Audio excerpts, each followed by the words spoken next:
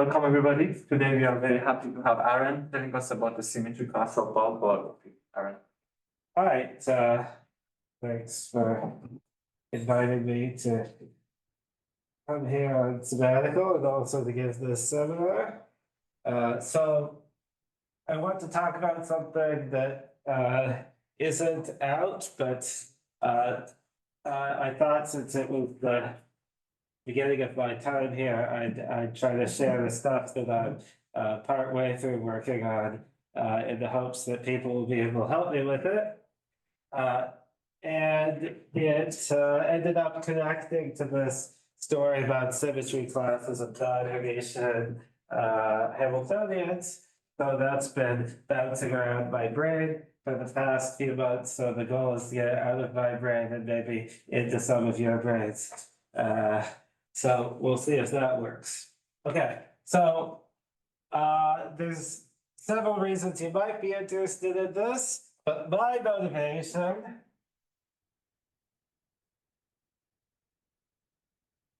is the TTbar deformation. And this is known to give it's a deformation of ADS-CFT that gives holography at a finite cutoff. So there's a couple possible setups. So one is if you're doing the standard ADS-CFT dictionary with the CFT out at spatial infinity, and you turn on this irrelevant deformation that's called TTbar because it's double trace of the stress tensor. The deformation moves you to a finite distance in the bulk, and you have Dirichlet boundary conditions for the metric at some finite radius. Another picture. Yes, to discuss the problems with the picture. I probably won't discuss all the problems because there's too many. Mostly this is going to be a launching point to talking about the spectrum. Right, TTbar deformation. I mean, in CFT, it's something completely different, right? Which is well defined and so on. Well, this thing is. I mean, TTbar is an integral deformation of a CFT. Well, something completely different. It's not completely different in the case where the 3D, where you have a pure gravity 3D bulk. Yeah. The deformation you're supposed to use is the same as the Moser-Coves. Well, that's throwing away most of the spectrum and so on, right? So it's. Well, I don't believe in throwing away the spectrum. That's the thing. So I have a different philosophy. Your symmetry class is going to be about the deformed conformal field theory. Right? That's more rather, I'm going to take a giant step back and just ask, how could you possibly get a spectrum that looks like this without actually matching it up? Okay, so the other picture that is in my paper with my former PhD students, Gonzalo and Reba, is Cauchy-Slice holography, where the same theory, you take an Euclidean signature, and you can think of it as living on a Cauchy slice. And there, it's actually going to be very important to keep the imaginary energy eigenvalues that I'm about to tell you about. So the theory is constructed, so its partition function over the space of metrics, let's say, is the same as a Wheeler-DeWitt wave function over these metrics. And you do so by turning on an irrelevant deformation that does the following thing to the spectrum. So if we consider the cylinder spectrum,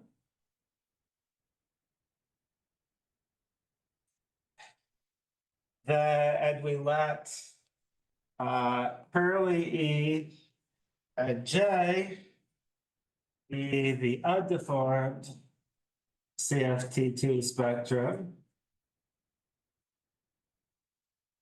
then the where the energy of the CFT is given by curly E over L. Then the deformed spectrum takes the following form. And I'm gonna write it the way I believe it should be. All right, so it's something like 1 minus curly E plus J squared. But you gotta put in the coupling constants of the radius of the cylinder here. So here, lambda is the irrelevant coupling of TTbar. L is the cylinder radius.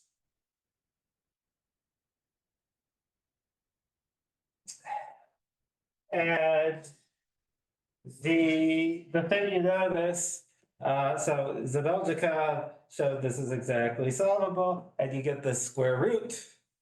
In other examples, like in higher dimensions, you can still get this kind of solvability, but you have to use large N, the large N of holography to get it. So there's a square root in the spectrum.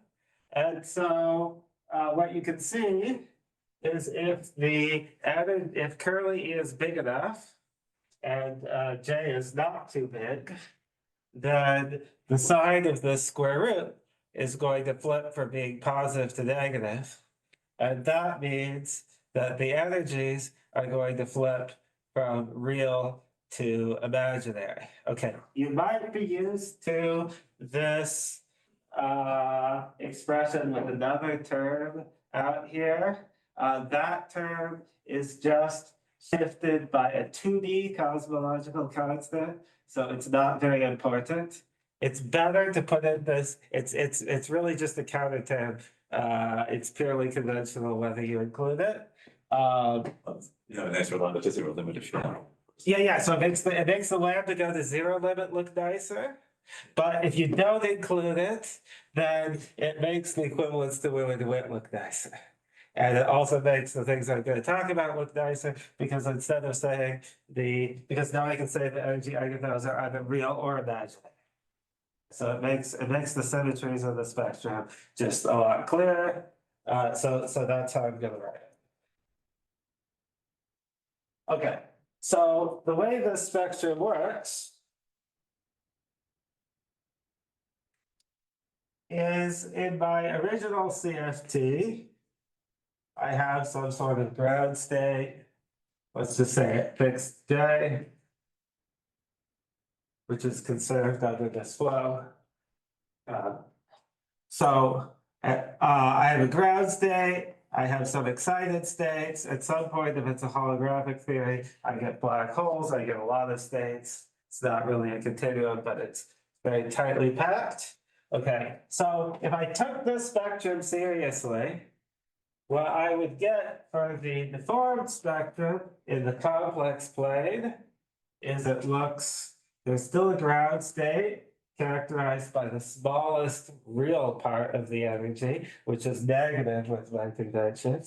Okay, and at some point the spectrum takes a right angle turn and goes this way.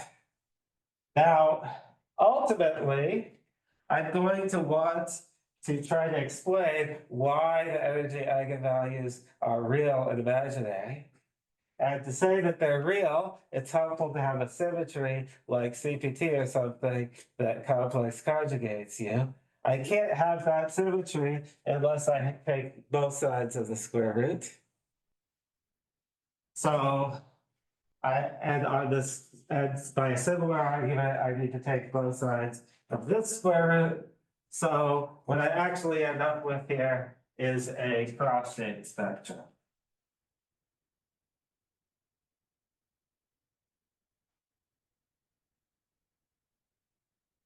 The energy is actually related to the extrinsic curvature in the Willard DeWitt perspective.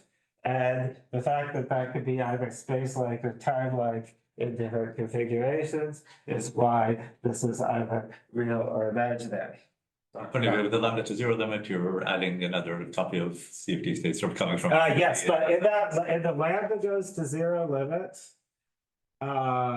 these states go to minus infinity. And these states go to plus infinity. So the second copy of the CFT has infinite energy compared to the first copy. So there's at least a reason why you don't notice it. Maybe. Sorry. Yes. Could you remind me again, what is the E and curly? Curly E is the energy on a unit cylinder of the original CFT before we turn on this deformation. Okay. So I'm assuming both roots exist. You have any construction of random or something that gives you both. Like a states? unique completion or something? Yeah. Well, that's what this is, I'm trying to back into it. Okay. And because for the TTbar theories with the other sign, of course, there is one, and there we only have one sign. That's right, but this is non-unitary, so it suggests we're gonna need some non-unitary completion. So in this talk, all I'm trying to do is answer the preliminary question without trying to actually construct it. What symmetries does this theory need to have? I mean, could you discretize the system? If you could discretize it, then you could introduce the finite fermion theory, where you would naturally get symmetry in the spectrum. Possibly, yes. I'm going to talk about the various options here. There's a reason why I haven't had, why things have gone problematic on me when I've discretized, but I can't say that till the end of the talk.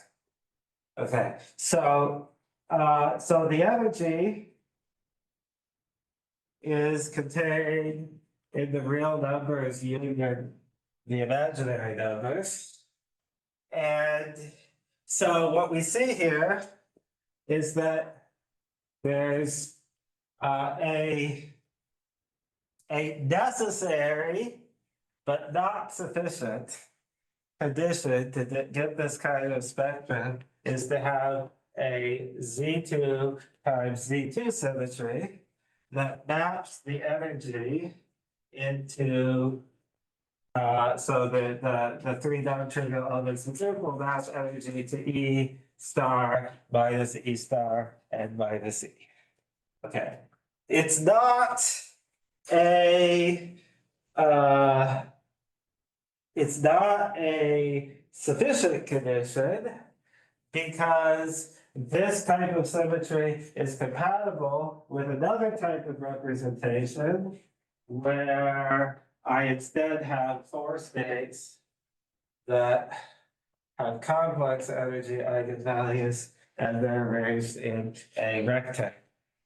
So we will either, in a hypothetical unique completion, we either need to avoid this happening or maybe say it happens in the sector we don't care about, but the sector we do care about has to look like this.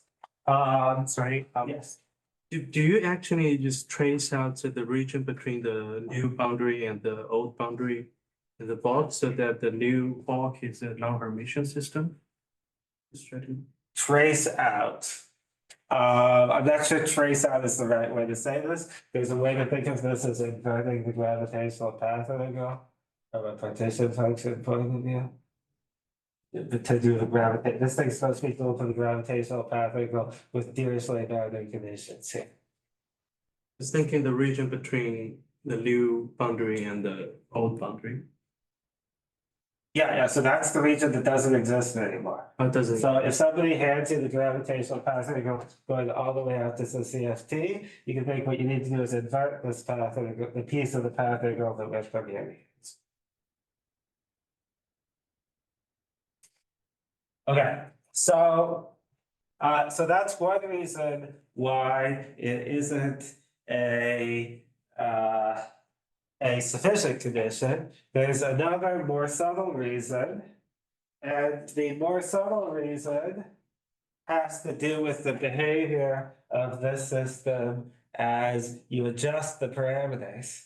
So if I imagine tweaking either L or lambda, these energy eigenvalues are going to migrate from the real to the imaginary axis. So if I follow a pair of energy eigenvalues like this, then they can come together and then pop off onto the imaginary axis. So the symmetry class has to allow this, and it turns out they don't all allow this.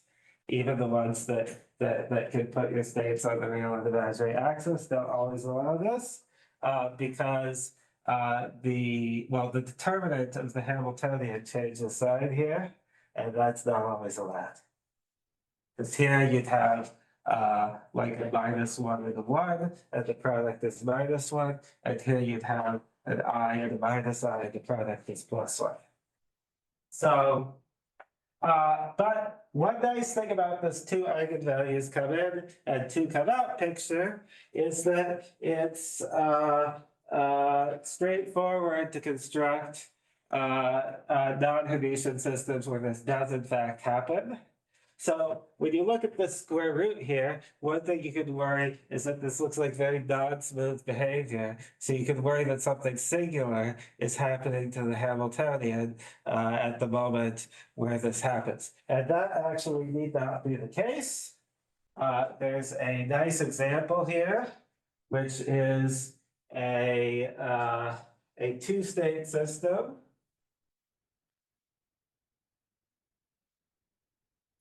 So let's start with comparing to the standard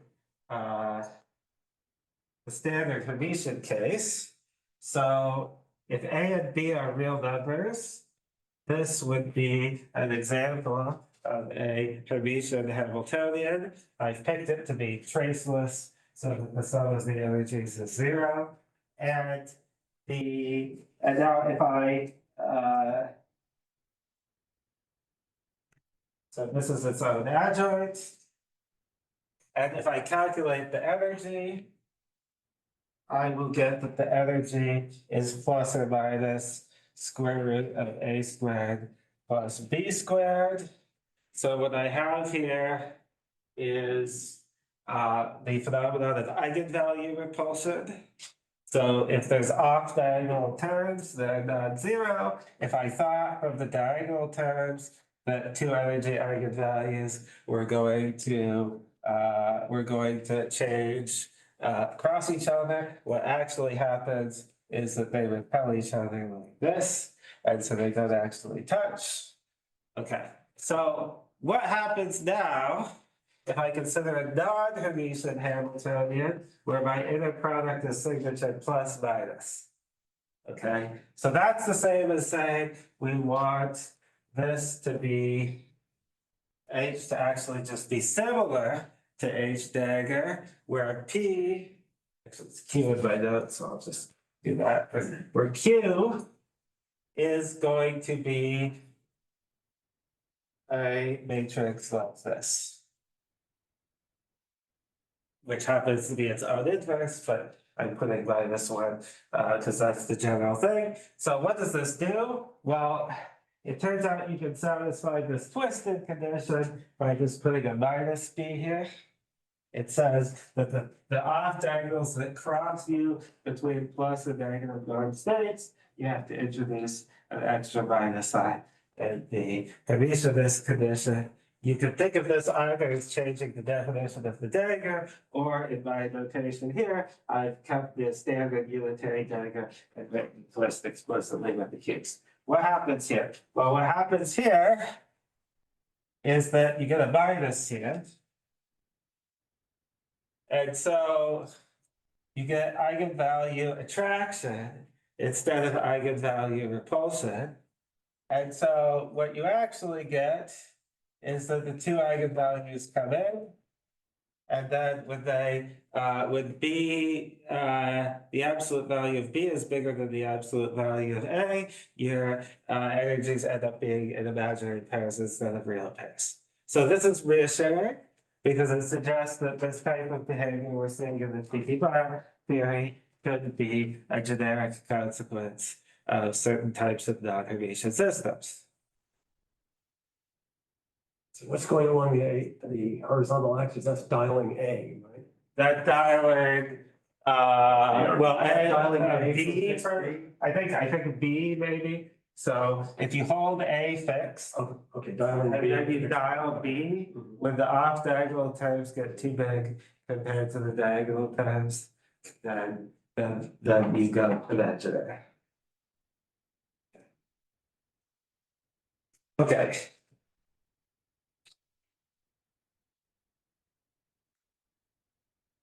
So this brings us to the question of how are non-Hermitian symmetry classes classified? And this is a complicated story that these papers, for example, by Kawabata and company, say there's a 38-fold way. So this is a classification that includes some cases that might be more familiar. There's the 10-fold way of condensed matter for unitary systems. There's 10 types of classical groups.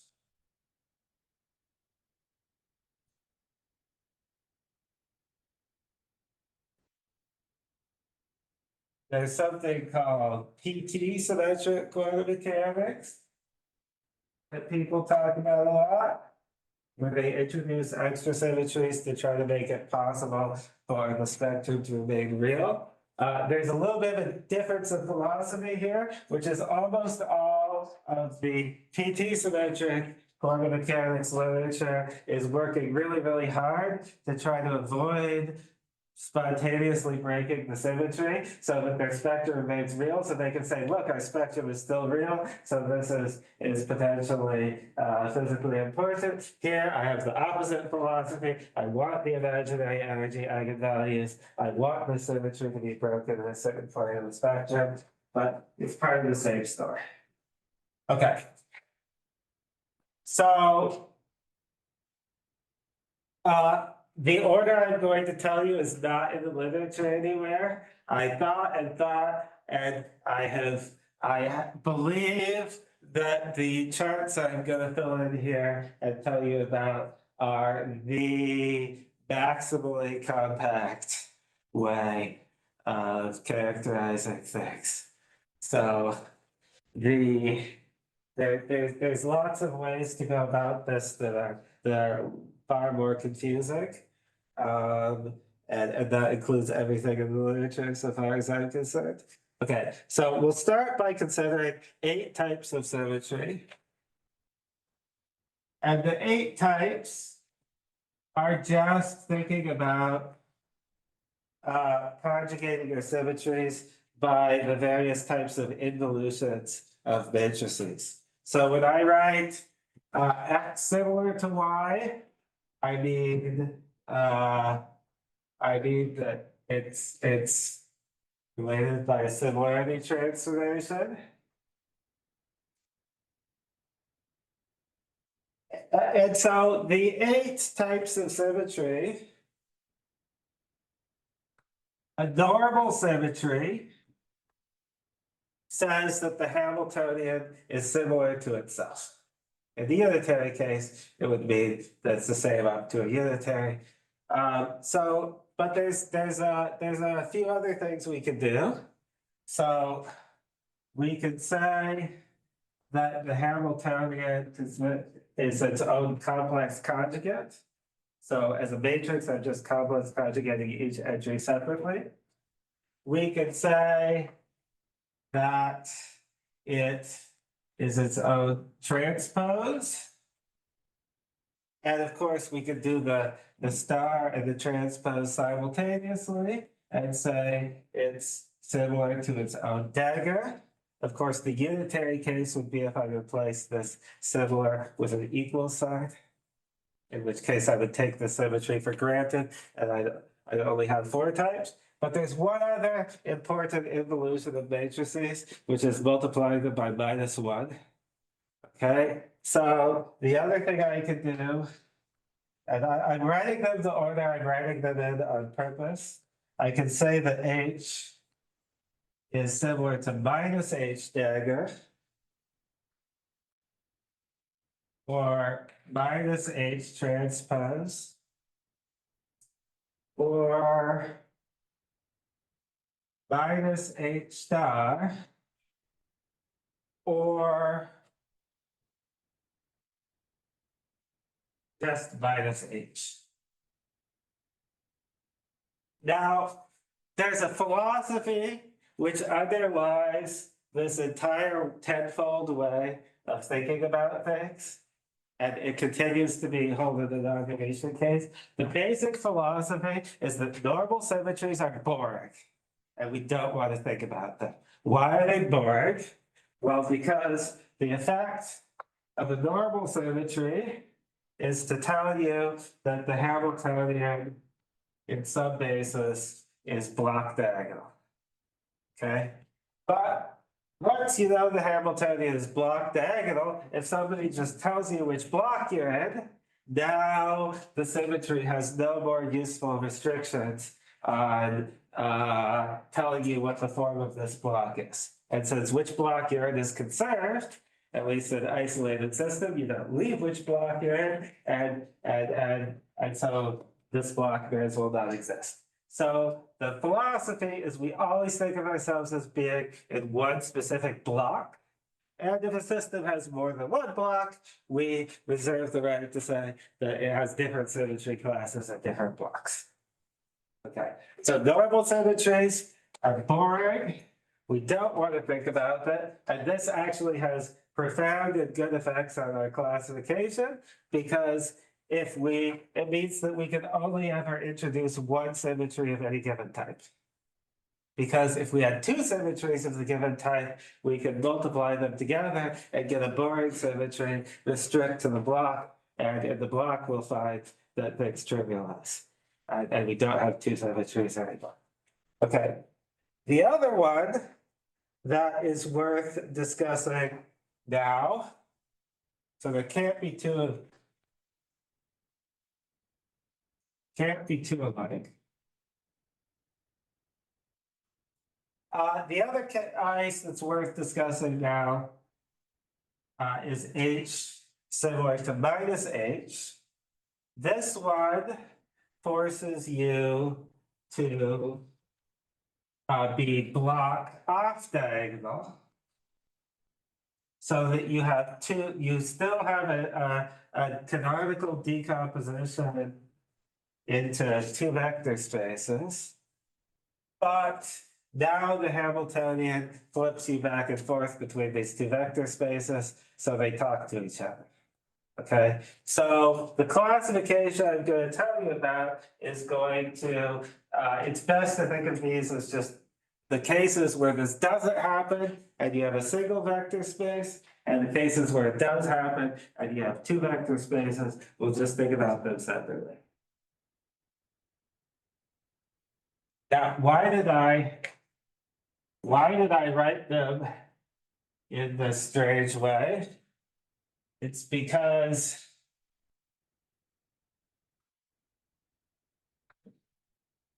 if you think about eigenvalues,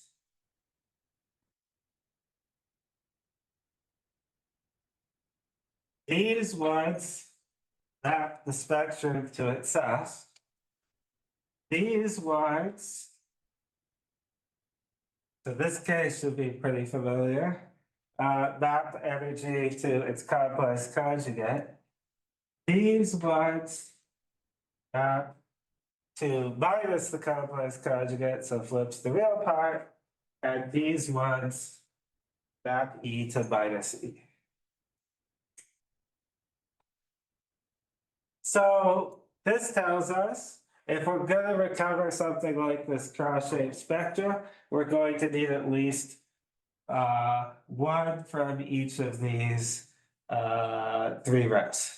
Of course, this has a Z2 times Z2 times Z2 type behavior. So any two of them imply a third one. So I can't just do arbitrary mix and match here. So the best way to bring order to the chaos is to think in terms of structures. what structure will be putting on our vector space. Because the question of what structure you put on your vector space almost, but not quite, tells you what class of Hamiltonians is natural to consider. And of course, there's no point in putting a structure in your vector space unless you use that structure in some way to restrict the form of the Hamiltonian, otherwise it might not be there. It doesn't need to be there. So let's start by talking, a very useful warm-up case is to talk about why are there 10 families of classical groups. Now, you may be used to saying classical groups are like AN, BN, CN, and DN. So that's 4. Why do I say 10? Well, I'm counting the real forms different. I'm counting the real forms as distinct and the complex forms as distinct from this. So we're really thinking about Lie groups over R now and not over C. And I'm also counting the even dimensional orthogonal groups as the same thing as the odd dimensional ones. I thought you meant the 10 classical symmetric spaces, but that's not what you meant. No, I think the 10 classical symmetric ways, In the tenfold way. This 10 this 10 is different from this 10. You got it. The 10 of the classical, the 10 of the tenfold way is related to the 10 of the homogeneous space, symmetric space, what are they? Classical homogeneous. Classical homogeneous. But actually, it's more complicated than that. There are several tenfold ways. Yeah, well, And even in your first entry, when you said the tenfold way of condensed matter, in fact, there are a couple. well, we can talk about that later, or maybe you'll be able to, maybe you'll be able to tell me what the other one is once I've plotted things out. So suppose we want to a classical Lie group.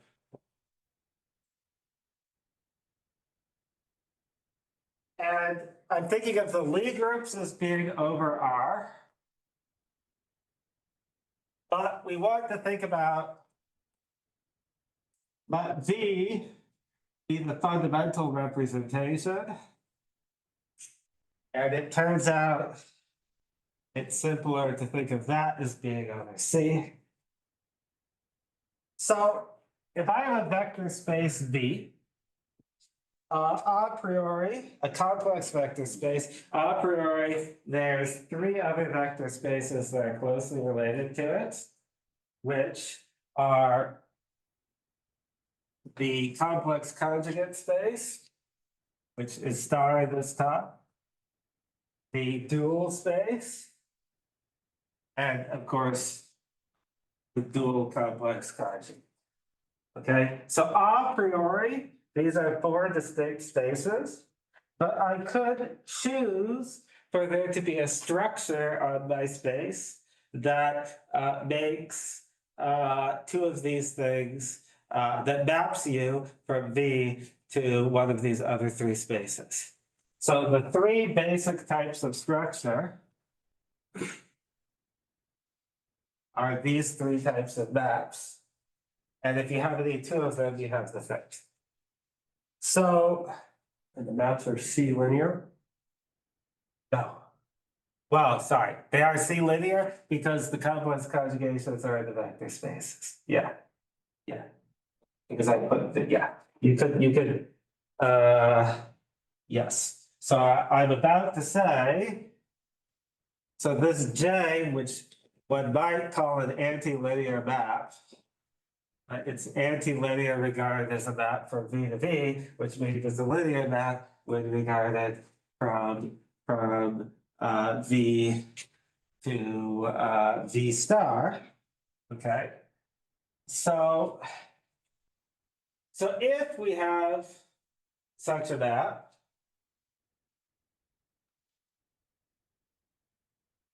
then we have a choice, which is that the square of this map could be +1, which is equivalent to saying your vector space is actually over the real numbers. It's a real structure. Or it could be -1, which is equivalent to saying that your complex of, your complex numbers combined in pairs to form, quaternionic space. Yes, J squared, J goes from B to B star, yes. but then how you go from B star to BJ? Well, you could, once you have J, you have J star.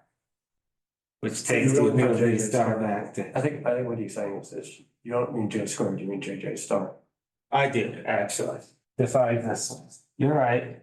By the. I know, that likes you parents, I think. If it were if I think it was an interlinear map, then it's J squared. Okay, so this is three choices. Three options. Because I could also just not have this map at all, and then I'm working over the complex numbers. Similarly, I could define a bilinear form. So if I have a map from V to V dual, What are the three options?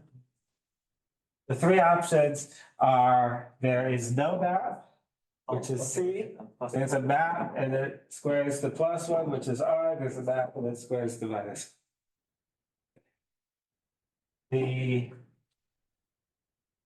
So this is, if you study time reversal in QM, this part is like the threefold way. And this should be the part that everybody should learn in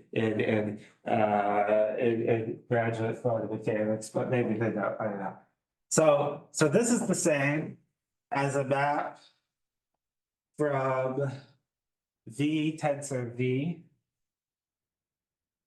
to the complex numbers. And here we again have a choice, which is that we could either choose B to be to lie in the symmetric subspace, because there's a permutation symmetry, which is the orthogonal option. Or we could say that it lies in the anti-symmetric space, which is the symplectic option. And the third option is the barely linear option, where I don't impose any of these. So again, there's three options here. Finally, if I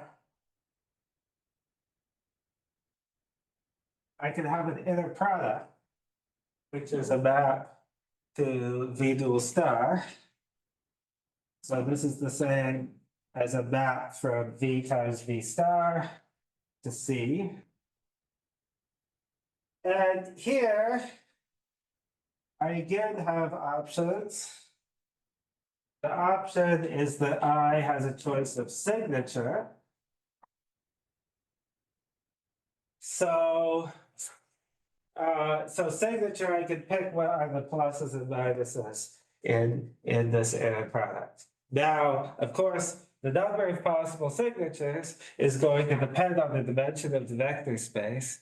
So to avoid the embarrassment of having infinitely many families, we simply declare as a convention that different choices of signature belong to the same family.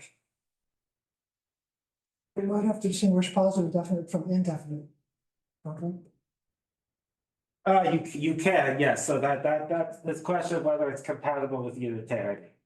But I'm thinking of the unitary case as a special case. I guess you're also assuming that B is non-degenerate.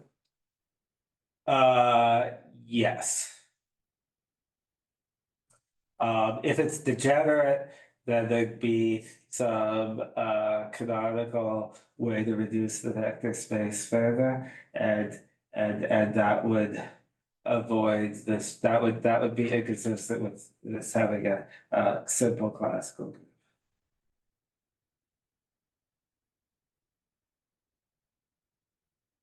Okay, And as I said, any two imply third.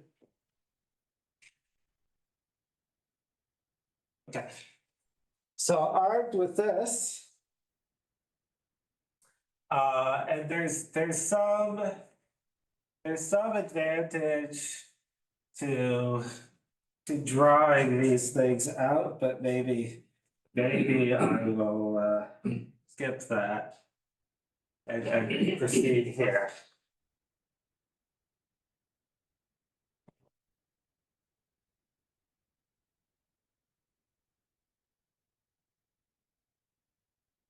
So if you just look to the left of this thick line and ignore the stuff with bars for the moment, then there's 10 boxes here.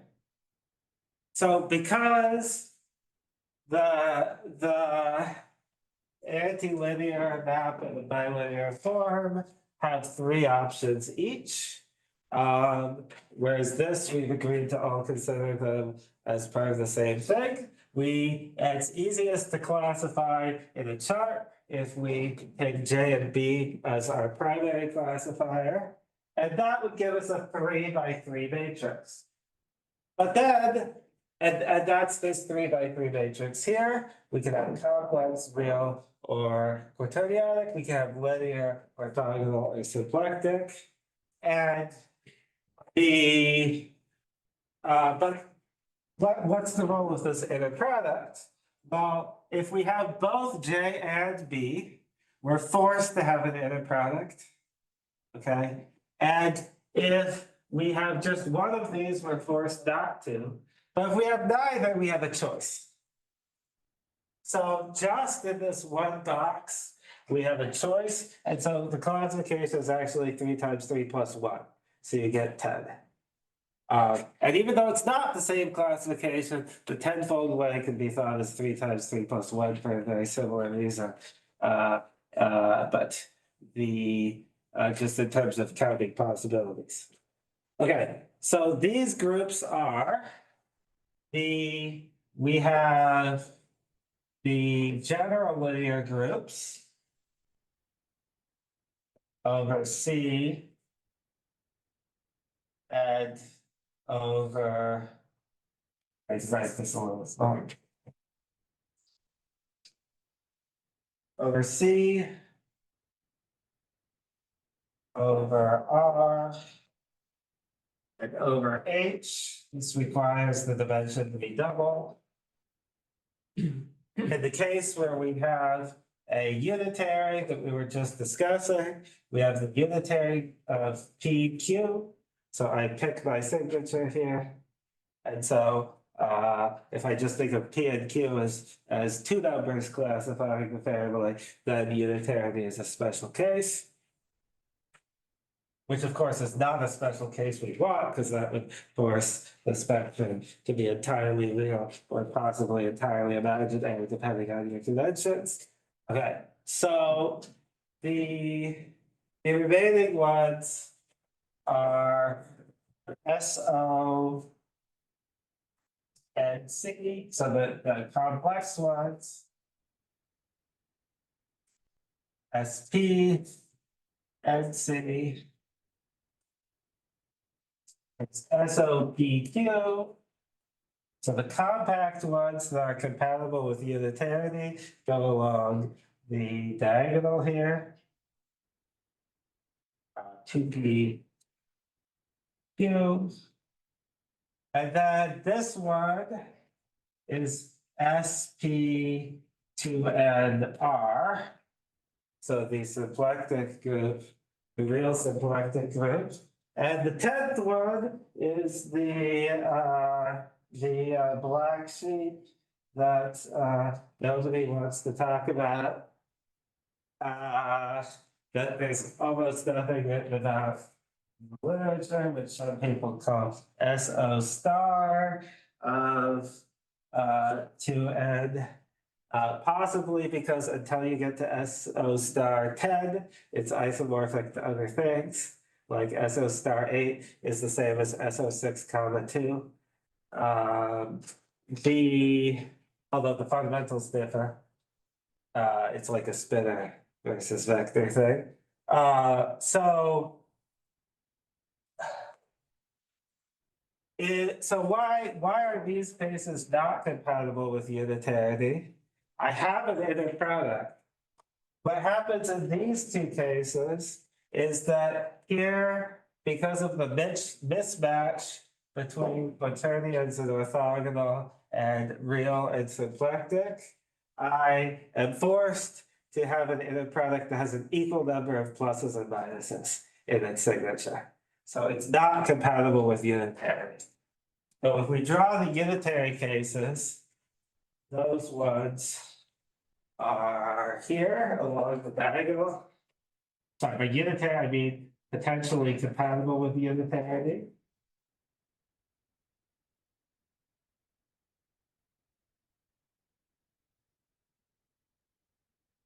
Okay. Now, there's so this is why there's 10 classical Lie groups. Where this is basically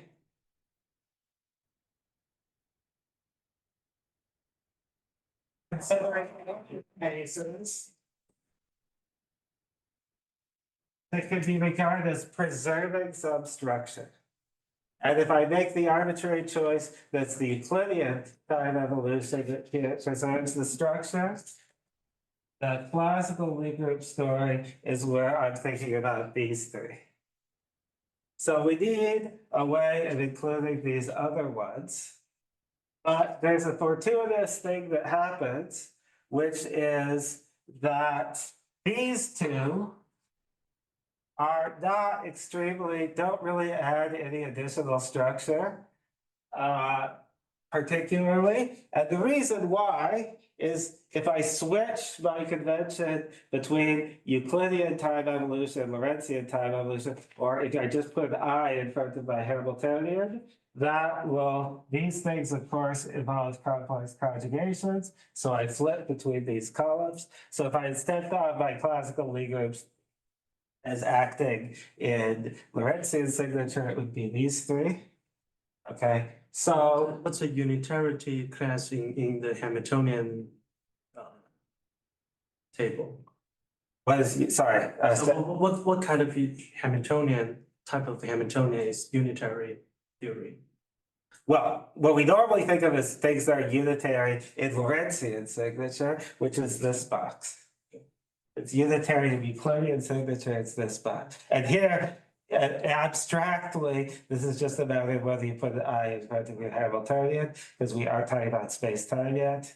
So there's another convention we use for simplification that's part of this 38-fold way, which is if two Hamiltonians are related by Wick rotation, we regard that as being equivalent classes. So basically, all the ones except the complex ones are all the ones except the complex ones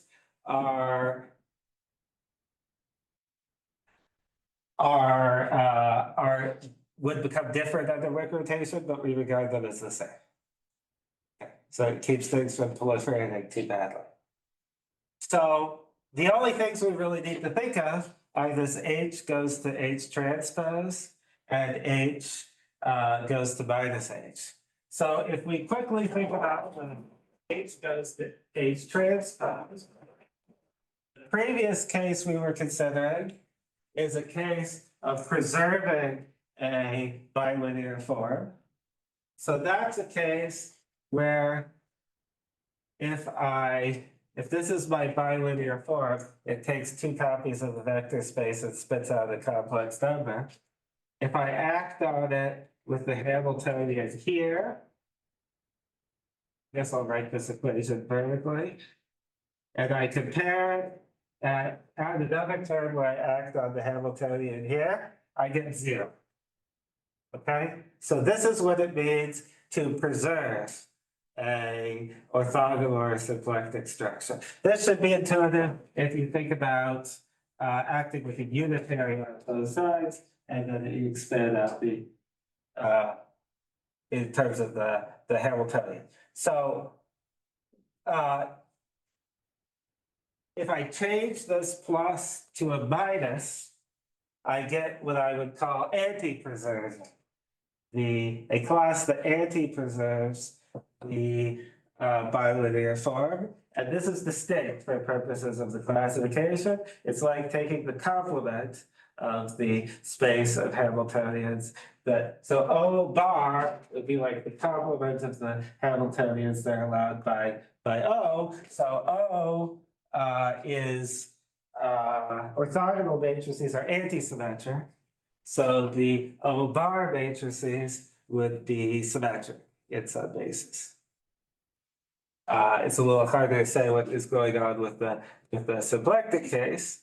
So because we can't get rid of that by fiddling around with Wick rotation, we have to include it as a separate thing in the classification. And one thing to note is that these cases are actually what we would normally think of as time symmetric quantum mechanics.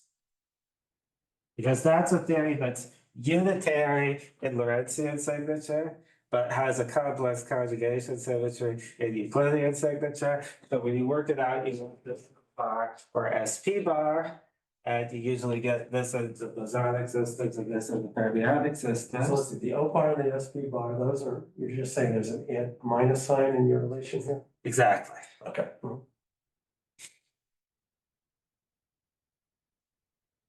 So this one corresponds to the minus transpose, and this one corresponds to the transpose case. Okay, so this, remember, the transpose case maps E to E. Okay, so, and in particular, in the symplectic case, so because it maps E to E, it says that the bilinear form vanishes unless the eigenvalue, if both of these are eigenvalues of the Hamiltonian, then the bilinear form vanishes unless they agree. And furthermore, in the symplectic case, they can't be the same state as each other. They have to be different states. So this is the case where you get Taylor's pairs.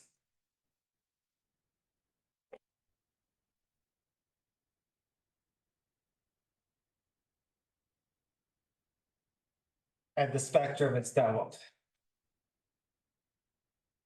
So we get that here, here, and here.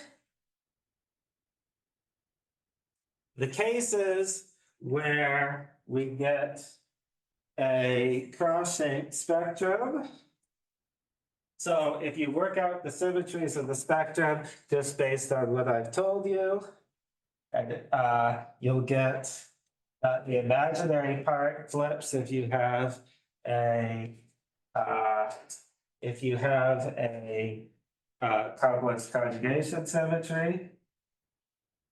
The unitary flips the other side in my conventions, and this has the 180 degree rotation. So that's those three rows here. And these ones actually have all of the symmetries you need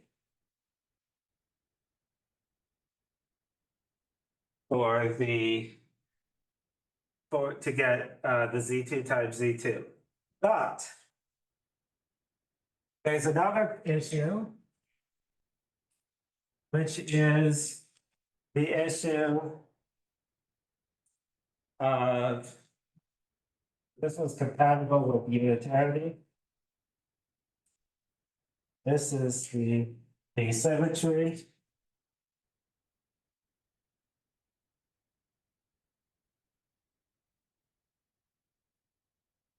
There's another issue, which is, does the determinant of the Hamiltonian have a fixed sign? Possibly after multiplying it by some conventional phase. greater than or equal to. The issue is not whether saying it can't become negative. The issue is whether you can pass from positive to negative as is needed to do this thing. So it turns out that anytime you have a quaternionic system, you have two distinct states that have complex conjugate eigenvalues. So in those cases, you always have a positive temporary condition. And you also get a positive determinant condition in these cases. So in the case of an orthogonal matrix, it's because it's antisymmetric and orthogonal real. It's because you can diagonalize it and the entries of the matrix come in pairs. Similarly here, you can diagonalize it and the entries of the matrix come in pairs. So if we make the assumption that we're looking at a piece of the original TTbar theory that has no Kramer's pairs, for simplicity, then the only possible case that could be compatible with the cross-shaped spectrum in this chart is this one. Oh, I didn't label these guys. They don't have some. And this has those.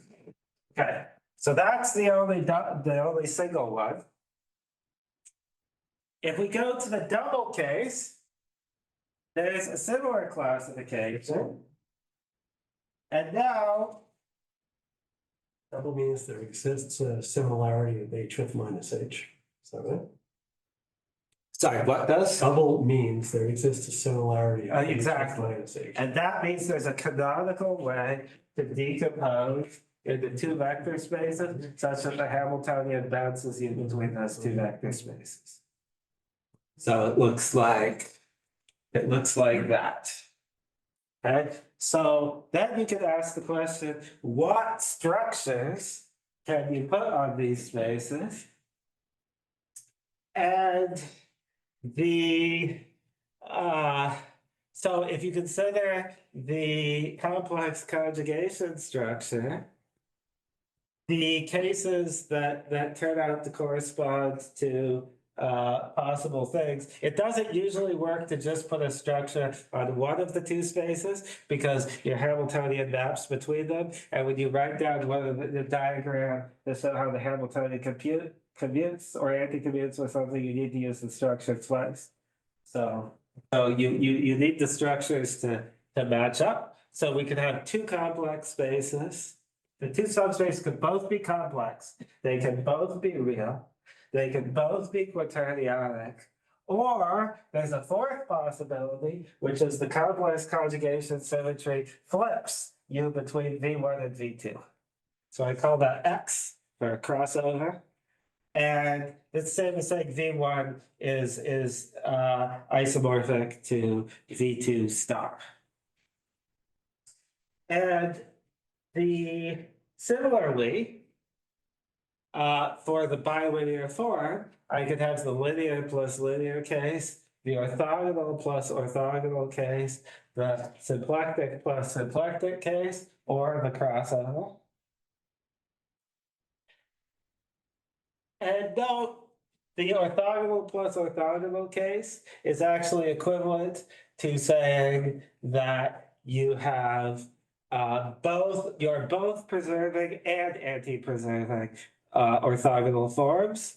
That is, the orthogonal form, if you start by writing down the orthogonal form on these spaces that you're preserving, you can then flip the sign of it on the second vector space, and that gives you an orthogonal form that you're anti-preserving.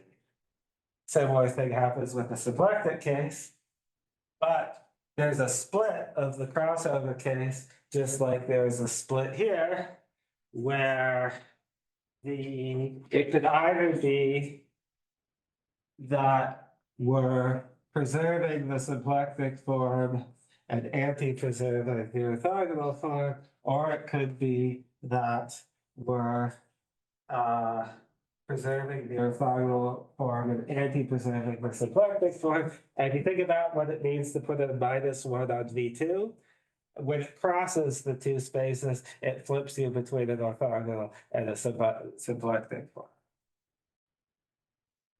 So this is the classification, and then similarly to the case of the CL here, in the case where we only have an inner product potentially, we have options. So we have CL plus CL. We have the case of two spaces, each of which has an inner product. And we have the cases of a crossover inner product, which is the same as saying that V is isomorphic to the dual complex conjugate. So here we have three cases. So just to fill in the details here, so the doubling symmetry always gets you the 180-degree rotation of the spectrum. So that's in all of these. And you just need one more symmetry to complete the set. So actually, in all other cases, we have the cross here. So that isn't super restrictive, but the determinant condition can potentially mess you up again. So quaternions always satisfy the positive determinant condition. And I'm putting that for X2 because the nature of this is you can't tell whether it's real or quaternionic. It could be equally well described as either. So anything that applies to quaternionic vector spaces applies to it as well. And any case that maps onto one of these, but is doubled. So cases that have an O or an SP bar. So that's this one, and this one. And we also have Kramer's pairs coming down like this. On the SP bars.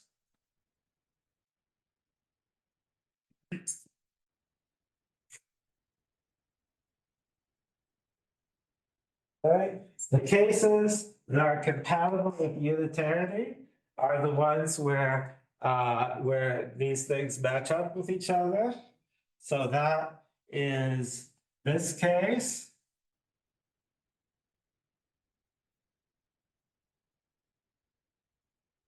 This case forces you to have half negative norm states. So not that case, it's this case, real orthogonal, quaternionic symplectic, and XX. That also counts as a match.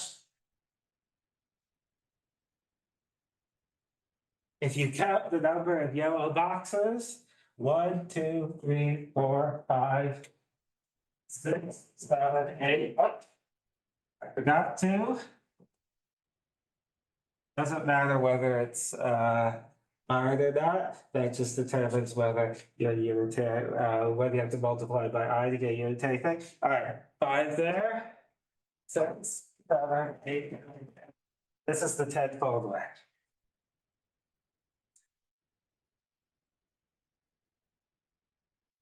And now, what are the cases that are compatible with this 10 cases of exactly what? 10 cases that are compatible with unitarity and therefore are items in the original tenfold way classification where people were assuming the system is unitary. And therefore, like not That's just distinguishing replacing between star and transfers. So the tenfold, once you assume things are unitary, you just think about like star minus star and minus 1. And you get that 3 times 3 plus 1 that way. Okay. But the unitary cases or even the potentially unitary ones, even if they're not unitary, they turn out not to be the good ones for the TTbar spectrum. So we want, if we're looking for a situation without Kramer's pairs and without a positive determinant condition, then we just get two more. They're here and here. So we have three possibilities. We have symplectic real mechanics.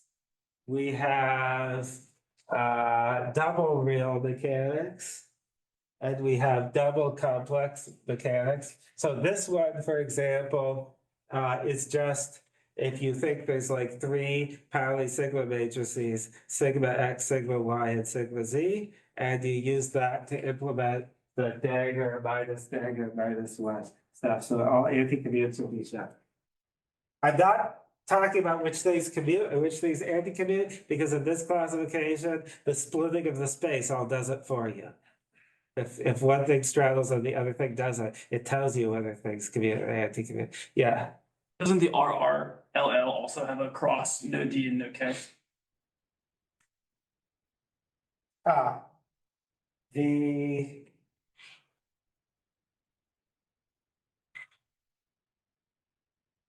good point. There's probably some reason I didn't consider that.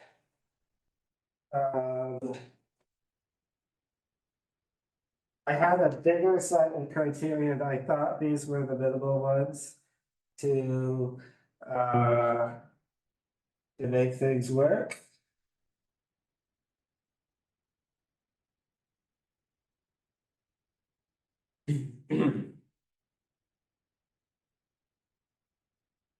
Yeah, I don't see an obvious problem right now. Maybe you're right. So wait, what are we doing? We're doing D, no K, no D. Okay, Well, so the reason we're saying no K is really in some ways just conventional, because I'm assuming the original TTbar spec, I'm assuming the original CFT that we're analyzing a sector without pairs. So there's another question you could ask, which is suppose the CFT does have Kramer's pairs, then what classes are suitable to match onto that? Yeah. And the positive determinant condition doesn't help you there, because if you instead assume you have two eigenvalues coming in and out, it doesn't work. But in these cases, because you have pairs, it should make sense it often will make sense to think about the square root of the I'm determinant. just trying to understand what conditions are you now, you're now enumerating. So I've circled, the You things want I've no circled K. are no K, Okay. no D, cross, the Z2 times Z2. Okay.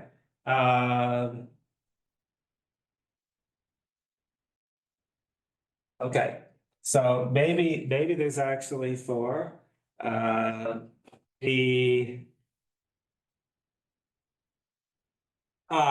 So there's another.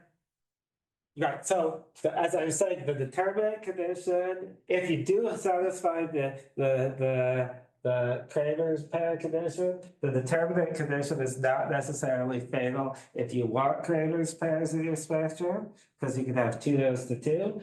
Then the analysis becomes more complicated, because then you'd have to find some concept that's like the square root of a determinant, roughly like the Pfaffian is a square root of a determinant, and you have to analyze it to see whether it changes sign. You have to first, of course, argue it hasn't an ambiguous sign. Anyway, this is more tentative than the other stuff, but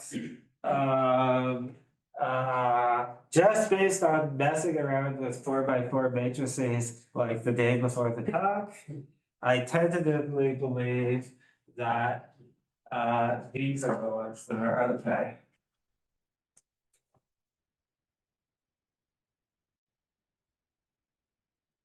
I'll have to think more about why this one escaped my notice. It could be that I had some reason to reject it I'm not thinking about right now, but. Also, the ground state would need to be degenerate, right? So it's not a standard CFT. Sorry, we're talking about this one now? No, I'm saying if you have these parameters. Yeah, then also yeah, that's good. but what usually happens, what usually It's happens. not unitarity, that's fine. What usually happens is you get Kramers pairs in like theories with fermions, and then there'll be subsectors with the pairs and subsectors without, and the ground state may be in the sector without. Now, I know I'm running a little late here. Let me just make one very fast remark, which is why I'm deeply confused about this whole thing, which is the cases I've looked at that seem to work. And maybe this case is an exception, maybe the one maybe it's very important I gave this somewhere. But the cases I've thought about, I found it very problematic to try to construct QFTs. And the reason is that they all have some sort of oddness about them. And what I mean by odd is that if I take an odd system and I tensor product it, then I guess B is, right? With another odd system, I get an even system that no longer belongs to that class. So for example, if I have a symplectic vector space and I tensor it with another symplectic vector space, I induce an orthogonal structure on that space.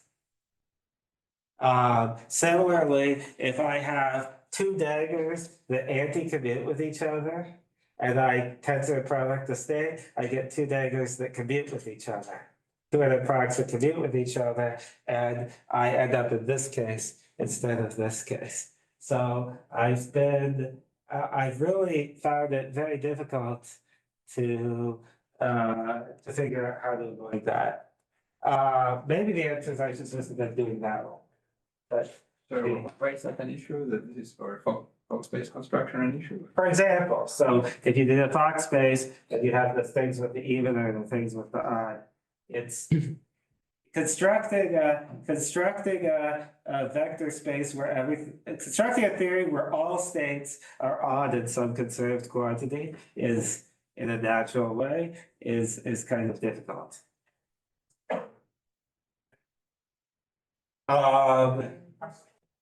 Yeah, I could have talked, if I had more time, about how this actually naturally suggests some modifications of the rules that go outside this scheme, but I think I will not do so.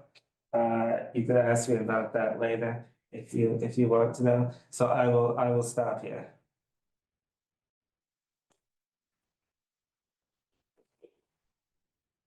Yeah. So, looking at, correct me if I'm wrong, but looking at the TTbar deformed spectrum, even when it's complex, if you look at like the black hole part of the spectrum, then it looks like it has the same sort of like level statistics as the undeformed theory. So, What do you mean by level statistics? yeah, so if you just look at different like changes in energy, they can be complex now. But The energy, there's a map between a 1 to 2 map between the energy eigenvalues of the original system and the deformed system. I guess I'm saying, yes, like if we have, for example, in I think one of the papers you like wrote up there, they classify like the different, like the level statistics for these different symmetry classes. And it looks like that the TTbar deformed theory has the same sort of level statistics just as like a completely Hermitian theory. Like it will have, linear ramp, etc. Okay, well, that's something I've not thought about. Maybe we can discuss it more later. Oh, I don't have. yeah, the non-Hermitian ones have different kind of level statistics. So I was wondering if that's another way to, choose the right one. Or should I sort of adding another structure of what way to give it to different Hamiltonians in that class, right? So maybe if you're just taking a generic Hamiltonian with these properties, to say that or something. Also, maybe. Oh, I was considering if you just started with a Hamiltonian that's chaotic, like holographic Hamiltonian, then you'll probably get the same sort of level statistics. So I'm actually deeply ignorant about a lot of this stuff. Mostly I've talked about an order unity fraction of what I know about non-Hermitian Hamiltonians already in this talk. So yeah. That's one of the reasons I'm giving the talk so that people tell me the things I don't know while I'm here on sabbatical.